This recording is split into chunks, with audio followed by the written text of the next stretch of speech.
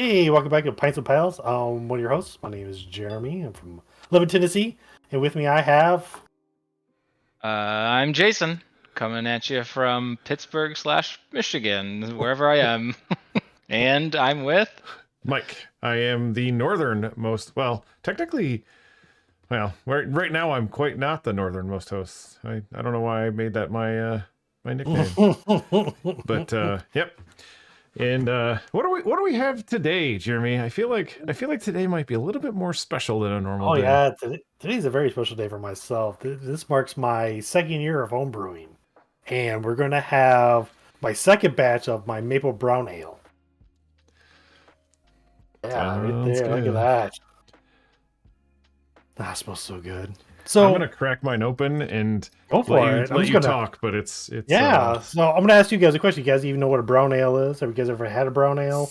Yes. Yes. I don't know So what it like, is. I've had like them. I don't know what they are. yeah, like They're Newcastle is like the biggest one up yes. that I know of. Right. Yeah. Sierra Nevada has a brown ale, which is really good too. yeah, I've It's had pretty that one as well. good. Okay, I so feel cool. So you like guys have brown ales. ooh. Do you know Sprecher Brewery? I think they do a brown ale, and Yeah, I there it think that goes. one was delicious. Oh, yep, Volcano. Slowest volcano ever. So yeah, so it's a brown ale, so it's like be mild ale. It's very popular like in England and stuff like that. It became popular in the United States. I'm not quite sure when it became popular in the United States. I couldn't really find much research on it. So mine, I made a maple brown ale, which I actually saw a YouTuber do, and I liked how his turned out, so I kind of made my own variant of it. Look at that pour; it looks so good. It's pretty it's cloudier than I remember it being. Well, so it being that it was very active like that, I'm sure a lot of the yeast kind of kicked up, and it's right in the beer as well. So, what do you guys get on the nose? Malt. Yeah. It's funny because I don't smell any maple. Not well, a Yeah. little bit of maple. But not as much Right. as I was expecting. So I noticed. So Malt. this be my second taste batch. I maple. noticed like maple is like kind of hard to impart the smell. Like flavor you can kind of get, but it smells really hard. I noticed. Yeah, but I think that maybe because of the choice that you had gone with, potentially that causes it to, like, the more natural it is, the less the flavors are going to pull out because it's not a fake flavor potentially. Right. But, Potentially, yeah. So I think this is gonna be a Q&A kind of a podcast for the most part. So I asked the fellas to come up with some interesting questions to ask me. So whoever wants to take it away, go for it. I'll do my best I can. I'm not sure my questions are interesting, but they are Oh, questions. hey, the questions are fine. I'll make them interesting. So why did you choose this a maple brown ale? How do you pick your beers, I guess, that you brew? And How do I specifically, I guess, why this one? right? So I'll do the first part of the question. Like, how do I pick my beers? I watch a lot of YouTube, and I have a book called How to Brew by John Palmer, which is like the Bible of brewing for the most part. And he has a bunch of different recipes in the back, which really sound really really good. And usually from there, I'll like watch some YouTube videos and watch other people's techniques. Because I do what's called BIAB, which is brew in a bag, basically. Um, so what that is basically you take a bag for the most part, you put all your grains into it, and you steep it like tea. Okay. There's other ways to do it. That's just how I chose to do it. It's like the simplest system out there for me, it is, anyways. I think even simpler would be like an electric system, which I don't have. So brown ale seemed to be one of those entry level kind of home brews that a lot of people make, and make a lot of different varieties of them. So I was watching the Brew Show make his maple brown ale. I'm like, oh, that looks pretty good. The way he described it sounded phenomenal. I've never had one before. I've had Newcastle, but I've never had like a maple flavored one. I figured, I'll try it. It can't be that much money. Well, I was wrong, because pure maple syrup is not cheap. that actually leads me into my, I guess one of the questions I had is do you feel like, or have you even tried the real versus fake maple syrup? Like if you were to get the maple flavoring and like just add sugar, because I guess something that we didn't point out is that this has a 7.1 ABV, which seems high, and It is. it seems like it's a little higher than you projected potentially. No, I knew it was gonna be high. Alright. Because most brown ales come in about 4, 5-ish, sometimes even 6. I knew because I added a lot more maple syrup in mine because I wanted to impart more of that maple flavor. But if you go back to your question, have I thought about using like Log Cabin or Aunt Jemima or something like that? No, I haven't. Um, I'm not sure how well fructose would ferment per se, because it has a lot of other chemicals in it too. So I don't know what that could do to a beer. Yeah, it could kill it. You know what I mean? Well, it could like stall up my yeast, for example. There could be some other weird. Well, I don't think there'd be any bacteria in it, but I think it could stall up my yeast with all the food. Well, right, they colorings and might stuff actually like that. put something in it to stop any kind of fermentation Right. from happening. Like that's I never even thought about that. Ascorbic acid or something like that. Yeah. Yeah, but because I know we talked about this before, but like you can get extracts as long as you get like Mhm. natural extracts and stuff like that. That might be able to impart flavor and smell without actually being broken down. Whereas I feel like a real from the tree maple syrup is so natural that like I'm sure that yeast can just break that completely down. Yeah, and I think there's a fine line too when it comes to like the extract flavorings. I've had some um, local craft brews where you can actually taste the fakeness. Like it was just, they added too much Okay. to it, and it just stood out so strong. So to get around that, you would have to do it's called like dosing. So you would pour out like say like 2 ounces, and you would get a dropper and drop so much in there, and you just keep tasting until it tasted okay or right or whatever. And then you just do the math. Like, well, I have 4 gallons left. I'm putting 4 drops of this. This is how much I need inside my keg to get that same balance. And but yeah, that's a good idea. I wouldn't mind trying it as an At the experiment, like a batch. But you do that at the end? yeah, so you do it right before you start carboning everything up for the most Wow. part. Yeah, yeah. You would think that you'd want those flavors to sit in there for a lot longer, but I guess that makes sense. It's an extract. It goes pretty quick. I mean, just like when you bake a Mhm. cake and use the extract, you taste it pretty fast. That's kind of cool. Yeah, yeah. Homebrewing's fun. It's a lot to think about, The and science. I mean, it can be super simple. You know, you can do super simple. Like I said, like you do a smash beer, and I guess it's a good time to talk about it. So smash beers is single malt, single hop, and I think it's a good way to figure out what hops you like. So you can choose a really basic base malt. You can do like Mears Otter, for example, which is a 2-row malt, or you could do there's a few other ones that are just a simple 2-row. And you find a hop that sounds interesting. Like my favorite hop is Mosaic hops, which has like blueberry notes to it. Did you use that in this one? No, I didn't. This one I used Willamette and Magnum. So that's how you get like a little bit of the spiciness from it, and I think it helps bring some of the flavors more forward a little bit. So I it's just not can't like believe hot how much spicy, flavor but that has. That's kind so of good. peppery. Yeah. Yeah, the one of the stouts that I like from Saugatuck is maple blueberry maple something stout, I guess, and it like they have a picture of like pancakes on the front, and it very much tastes like that. But it more than one of them, and it starts tasting fake, and I'm like I can have one, and then that's enough for me. So this one I don't feel like it definitely doesn't have any kind of fake flavors, and I could taste the maple, like I don't know, like as an exhale almost more than Yeah, it's definitely after the fact. yeah. I like that. It's really good. There it Yeah. is. So Jeremy, you mentioned so Mike kind of asked, using extracts Yeah. versus using maple syrup. Mhm. So, and I think you kind of said it. Using the syrup will give you more alcohol. Is that Oh why this yeah, is it definitely higher? bumps Okay. it up. Yeah, it Okay. definitely bumps up a lot. Yeah.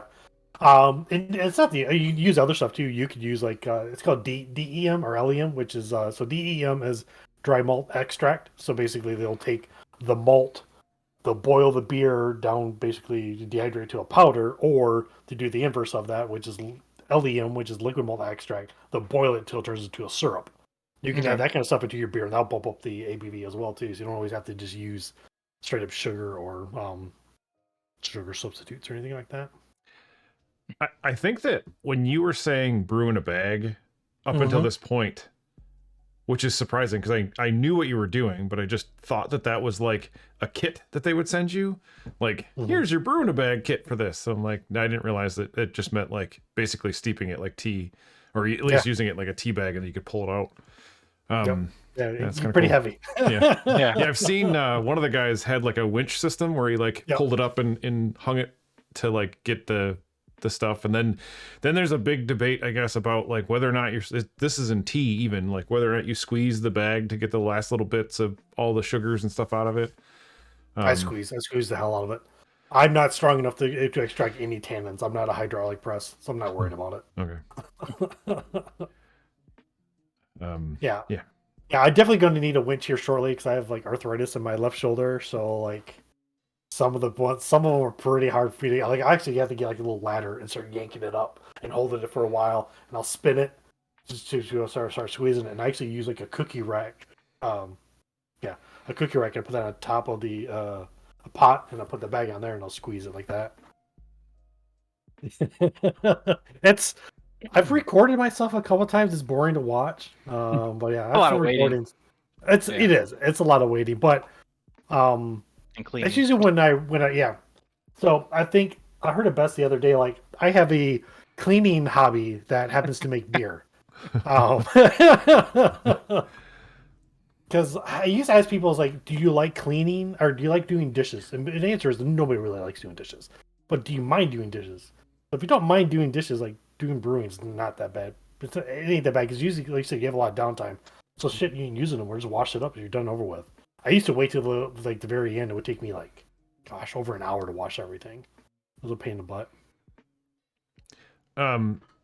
So I know because I talked to you while you were doing this, you ended up dumping, like you bought a bunch of maple syrup and then at the very end, you didn't think you hit your goal. So then you dumped a bunch more syrup into it. Yeah.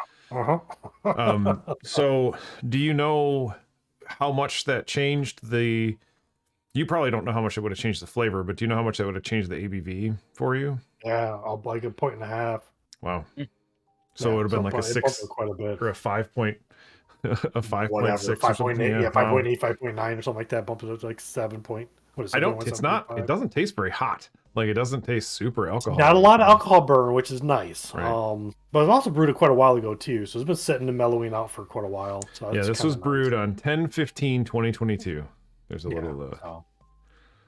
I get a little nerdy on some of the bottles I gave away. I put dates on them for people because like I know you guys will ask, like, I don't know, I brewed it. But no, I have a little cool journal that I write everything in, and it's actually I write down the steps I take and stuff like that, so I can, if I want to try to remake that beer, at least I know how I kind of made it, so I can try to recreate instead of just guessing out the top of my head. So you said this was your second time. What second what was time. your first time, and how did you change it from this one? So the biggest and boldest, the biggest difference I made was I used brewing salts this time around, which I didn't do before, and I, like you said, I increased the amount of maple syrup. I think my first time around, I think I only used. Did you use the 12 same maple ounces? syrup both times? Yeah, by the same company and everything. So with the brewing salts, I wanted more to be there. So like the brewing salts I used was like calcium chloride, Epsom salt, and gypsum. And basically just I wanted the maltiness to kind of pop. I wanted it to be a little drier than it was the first time around because I thought it was a little more slick, I guess, on the mouth. And I wanted the hop to kind of pop as well too. I think I kind of hit it. It's not as spicy as I thought it was going to be. Because the hops I used, like I said, I used Willamette and Magnum. And Magnum is supposed to have that black pepper kind of taste to it, which you kind of get this there just a little bit. But now that I've had it a bunch of times now, I don't think I want it much spicier than what it is, I guess. So I think it's delicious. Yeah, I think that a normal brown ale, like whatever the other one was, Newcastle, that one it almost gets into like an IPA-esque bitterness for me. Like the IBUs get too like kind of high. And this doesn't have that kind of bite or what I would consider hoppiness, which I like. I don't really care for it. This is only 27 IBU. Yeah. I don't know what Newcastle is. Well, I don't know if it's necessarily the actual IBUs more so than it is just like whatever spices they kind of just add to it to like kind of bring that up. It could be. When you first brewed this there's so one, many hot varieties out there. It's crazy. Sorry, what's the question? you gave me one of your first ones. Like I think you only bottled you only did like a 2-gallon batch or a 1-gallon batch the first time. I think I did probably 4 gallons, probably. Did you? Yeah, this one's a 5-gallon batch. I remember that. So I wanted more of it because it turned out this wanted more because I enjoyed the first batch around. Well, and you had to give it to everybody. 5 gallons is a lot to brew, or just to keep. That's the hardest part. It's a lot of the same beer. Yeah, and that was my one of my questions is how often do you brew, and then how big are your batches? Like, what do we like? You just said 5 gallons and 4 gallons, so. So my average, so anywhere between 2 and 4 is about my average batch sizes. Depends what I'm making. So if I were to make this again, it'd be another probably 4-gallon batch. I'm about to make my cider, which is going to be a strawberry lemon cider. I'm going to double that one. So I was going to be a 4-gallon batch, but then I want to do a cherry cider. That's going to be like a 1-gallon, 2-gallon batch. How often do I brew? Not as often as I would like. I mean, to be fair, I'd brew like every other day if I could. Okay. I enjoy it that much. I think about a month and a half, roughly. I want to say. Okay. That's my goal this year. I think last year I did like every 2.5 months. So I want to try to enter into some competitions. I want to find competitions where I can mail myself to them and try it out. Obviously, I'm not going to mail this one, so I would definitely get dinged on the whole pretty much bottle bomb. I mean, it really wasn't, but I mean, it was okay, yeah. overly carbonated.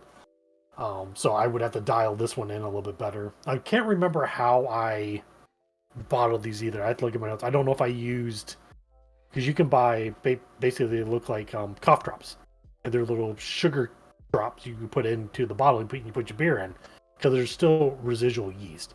So the yeast will eat up that sugar cube and basically will make CO2.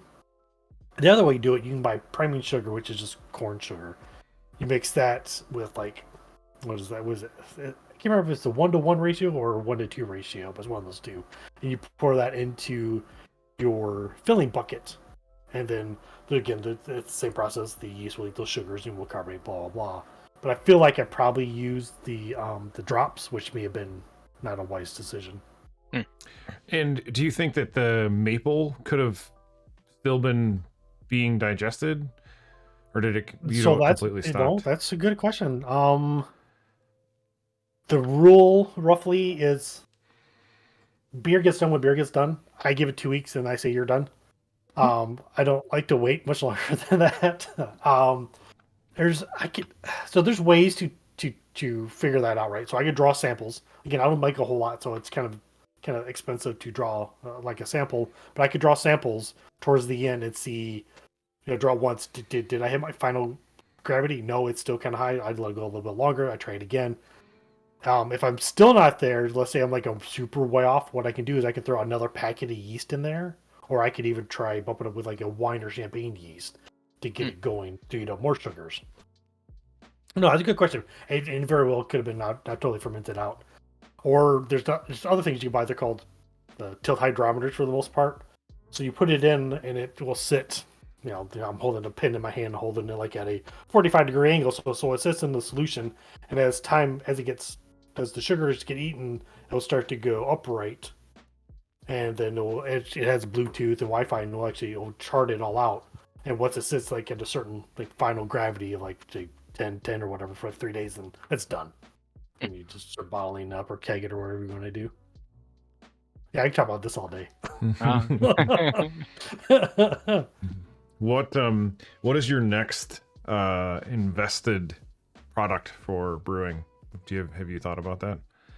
I mean, what do you want to buy next? No. Like, what do you want to buy next to help in your brewing days, or to like the next toy, essentially? Oh, next toy. Yeah, next toy definitely is going to be a mill.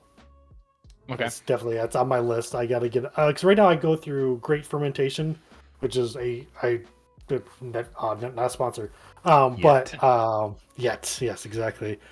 I can order by the quarter pound from them, which is kind of nice. So I can dial in my recipe and they'll mail it all for me and they'll ship it to me. And I usually get it within like 2 or 3 days, which is nice. But there's times where I already have like a lot of hops. I have yeast in my fridge over there. Like all I need is malt. So if I could keep like a base malt around, I can experiment with different smash beers. For example, there's maybe I want to see what fungal tastes like. You know, I want to understand like that flavor profile, or Citra a little bit more, Cascade, or all the other ones I have in my deep freezer. Are you using? Have you used pellets, or are you using That's whole all I grain? use. Okay. I just use pellets for hops. Yeah. Yeah, I wasn't sure because I felt like you can crush grain, but you can't get the hops the same way. So if I can grow hops here. I didn't know that. I thought that was more of a higher, was it longitude? Yeah, like Or up in Michigan here. Right. Yeah. No, but people down here grow them all the time. Hmm. Now there may be certain breeds I can't do, but I'm not sure if the wife would like a jungle of hops in the backyard. So I would. Just put it off of your property and just like, oh, it's wild. Fun fact: I'm pretty sure that hops are in the cannabis family. If you look it up. Ah.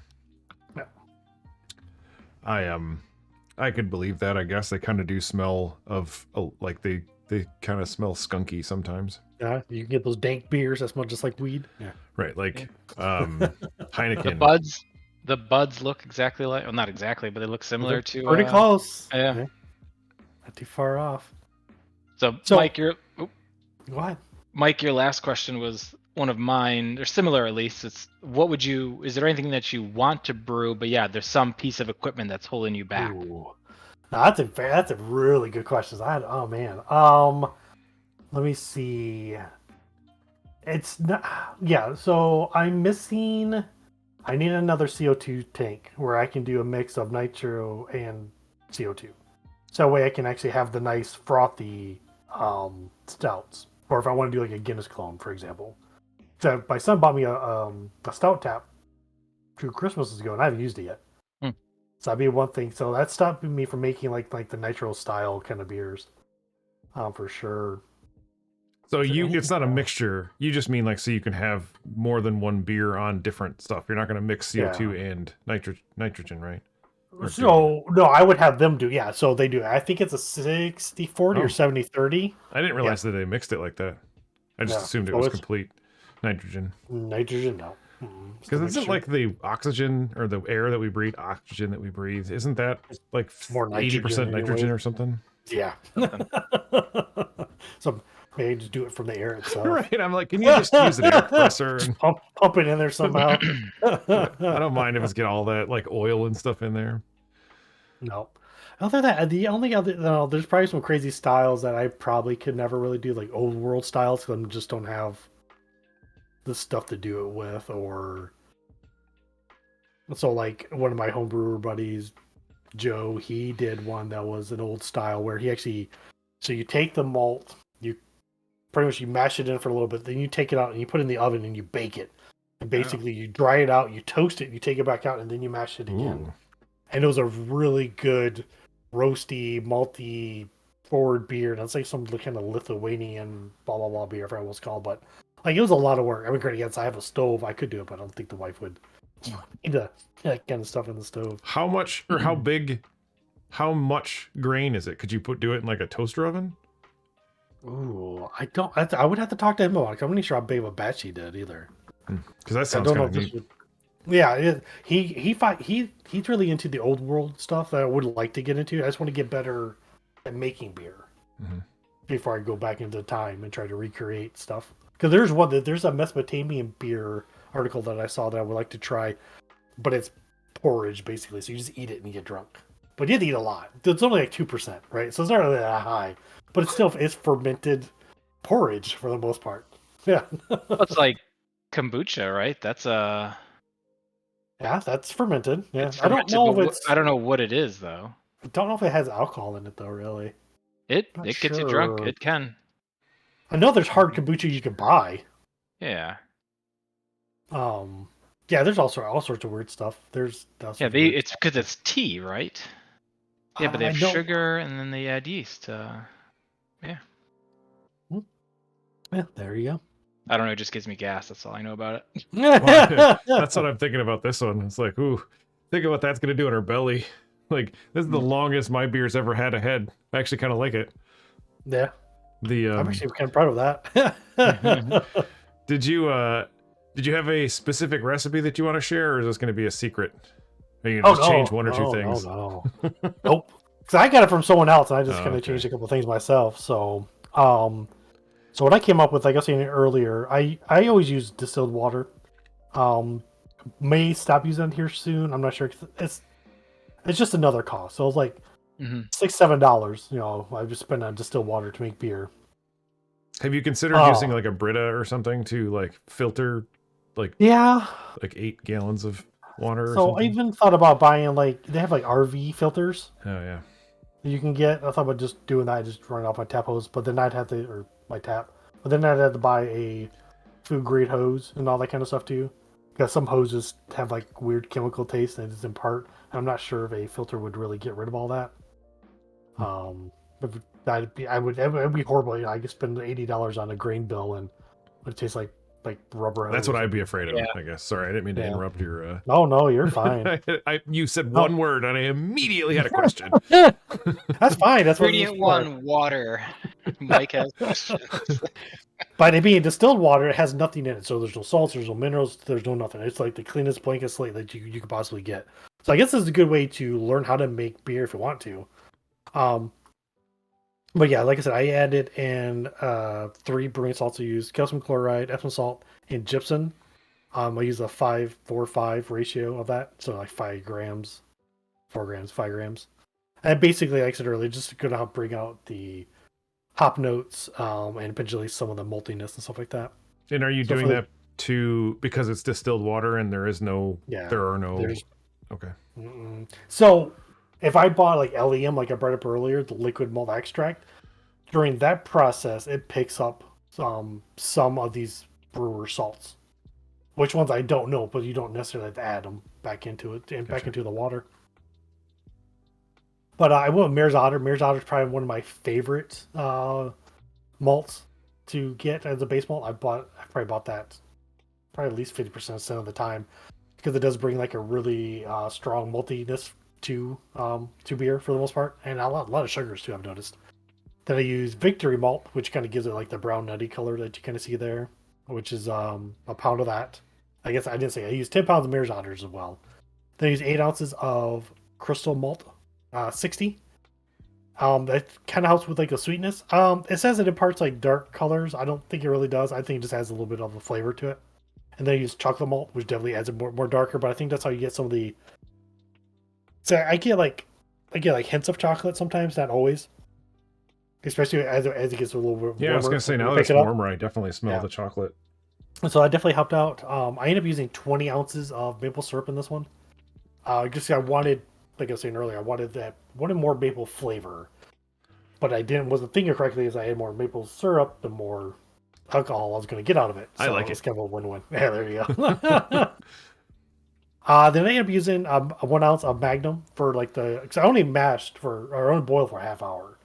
So for the first half hour, I used 1 ounce of Magnum, and then the last 15 minutes, I used Willamette, only a half ounce of that. So it only brings it up to about 20% or 26%, something like that, 27% IBU. So a little bit hoppier than like a Newcastle is. I did look that up. It's 18 IBU, but it's not bitter. It's not anything like that to me. And then my favorite yeast for a nice dry anything is US05. Because I don't use liquid yeast, as I keep saying in all these episodes. Well, one of these days I'm going to crack down and spend the money on some, but I feel like it would be like the situation where you've already perfected a beer, but you already know that this one tastes decent with the other one, so then why bother? Yeah. And it's like that's I guess my my biggest worry in these things is like, okay, well, I'm gonna go do this, spend like $100 on 5 gallons worth of beer, and then I'll add one thing wrong or just mess the recipe up just slightly, and it just tastes like crap, and you just end up dumping it. Oh, there's one thing I want to mention before I forget. So, add your sugars. I don't care what beer it is. Add any liquid sugars at the very end with the flame out, basically when you stop boiling, because that way you're not burning anything. That's I've had not happened to me yet, but like I said, I've watched a lot of videos and read a lot of stuff, and like it happens quite often. So I've seen a lot of beers with like a marshmallow they advertise marshmallow flavor, and that's what I assume they're doing it like before. It's like, whoop, we accidentally burnt some of that sugar. Let's just call it marshmallow. And then it was on purpose. It's toasted. It's Yeah. toasted. Have you guys seen that iron poker that the people put in beers? So last fall, it was really, really popular. So basically, you take the iron poker and you put it into like a fire, get it red hot, and then you caramelize your beer. So you just make it more, caramely tasting or more forward. You might get some of that burnt marshmallow flavors if it's like a lactose or something like that kind of beer. I definitely want to try. I think that'd be an interesting experiment, just to see how a beer would change. Because it doesn't warm it up that much really, because you only have it in there for a few seconds. You mean on like the end, like right now, we would just shove it in there? Yeah, so you'd have it fill up with beer, Oh. right? And you just take the hot poker and just take it out and then start drinking it. Seems dangerous, Seems like a especially if fun it's time. like your 5th or 6th one. No, you do your first. You don't do anything. Don't wait that long. Well, any other questions? Did I cover everything? I think I That was all of mine. That was all yours. Well, I'm pretty sure I'll Mike, be any asking you questions? questions throughout this whole Right. entire journey. Oh, that's fine. Yeah, maybe we'll try some more of my beers in a few months or so. Yeah, there's one that I'm excited for Jason to try. Which one's that one? The darker one. The coconut. Okay. Oh, that one. Yeah. That's gonna be a fun night. Well, if that's it, Yeah. hope everyone have a great night. Have a pint with your pals. Drink responsibly and all that jazz. Don't forget to like, subscribe, hit that bell. If there's no bell on Spotify, pretend there's a bell. Smack it anyways. Yeah, definitely. Definitely post comments if you have anything you want us to try. You have questions for Jeremy? Yeah. Yeah. Yep. Alrighty. Have a good one. Cheers.